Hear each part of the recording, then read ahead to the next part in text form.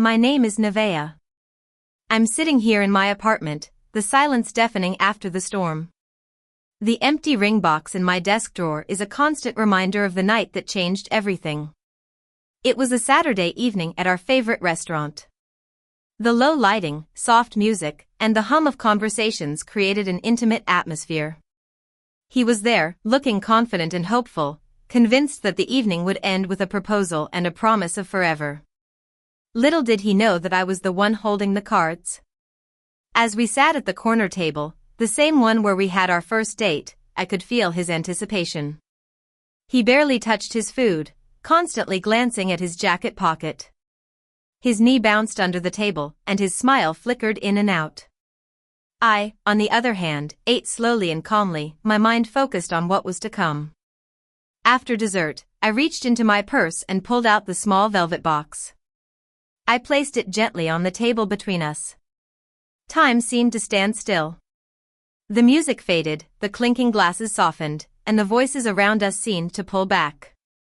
His face transformed from pure joy to confusion and then to understanding as he opened the box and found nothing but empty velvet. The silence between us stretched. His smile froze, then cracked, and finally collapsed. "I don't understand," he said softly. I took a deep breath and began to speak.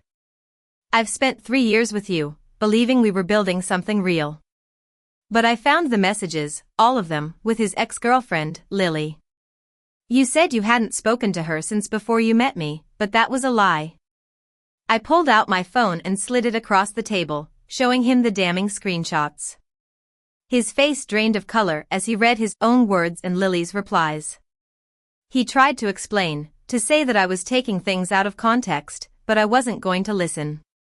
"There is no context where once she proposes, I'll finally get what I want is innocent," I said firmly. I told him that the lease would stay in my name, he wasn't on my accounts, and as of that night, he was moving out. He was furious, accusing me of humiliating him, but I reminded him that he had humiliated me first. I picked up the empty box and placed it back in front of him. "Keep it, a reminder of what you almost got away with," I said. Then I walked out, not looking back. That night, I went home alone. I changed the locks, packed his essentials into 3 suitcases, and called his friend to help him find a place to stay. As I watched him leave through the window, I felt a mix of relief and sadness. The relationship I had thought was so real had been nothing but a lie. But how did I get to this point? It all started on an ordinary Tuesday in October. We had been together for 3 years, and our relationship had fallen into a comfortable routine. We went grocery shopping together, watched the same shows at night, and talked about marriage as if it was inevitable. For months, he had been acting nervous and secretive. I thought he was planning a proposal, but I was wrong. That Tuesday, we were both working from home. He was in the bedroom with his laptop and reports, and I was in the living room on my own calls. When I stepped into the kitchen to answer some emails, I saw his phone on the coffee table, screen lit up with a new message.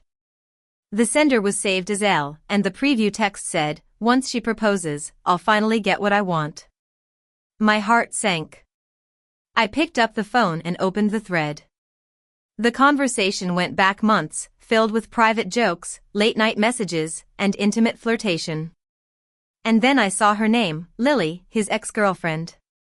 I couldn't believe what I was reading. He had lied to me, and they had been planning this for a long time. They were waiting for me to propose so they could lock things in, get access to my finances, and have a stable place to live. I felt sick to my stomach. When he came out of the shower, I pretended like nothing was wrong. I made dinner, and we ate as if everything was normal. But inside, I was numb. I knew I couldn't confront him in a burst of emotion. I needed to plan my revenge. The next day, I called in sick to work and started to dig deeper. I found his laptop and easily guessed the password.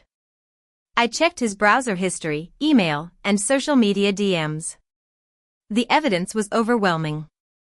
There were emails with restaurant confirmations, calendar invites marked as work meetings that lined up with Lily's schedule, and photos of them together.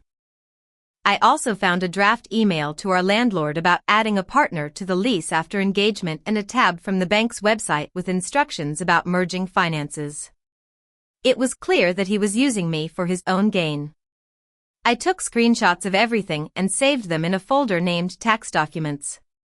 Then I called my lawyer, the one who had helped me with my lease and a contract dispute in the past. He listened to my story and told me that I needed to protect myself financially and legally. Over the next few days, I changed all my passwords, confirmed that no one else had access to my accounts, and called my landlord to make sure the lease was only in my name. I also returned the engagement ring to the jeweler. The owner was kind and understanding. He let me return the ring and even gave me the empty box back, saying that the gesture was more important than what was inside. For the next week, I played the role of the clueless girlfriend. He started dropping hints about proposals, and I played along, smiling and laughing as if I didn't know what was going on. But behind the scenes, I was building my case, gathering more evidence, and waiting for the right moment to strike. And that moment came on that Saturday night at the restaurant. I finally got my revenge, and he walked away with nothing but an empty box. In the weeks that followed, he tried to contact me, sending long messages filled with apologies and accusations.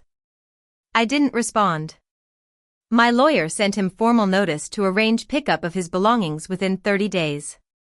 Lily also called me, angry that I had involved her, but I told her that she was already involved and that she should have expected consequences. According to mutual friends, they tried to make it work, but it only lasted 2 weeks.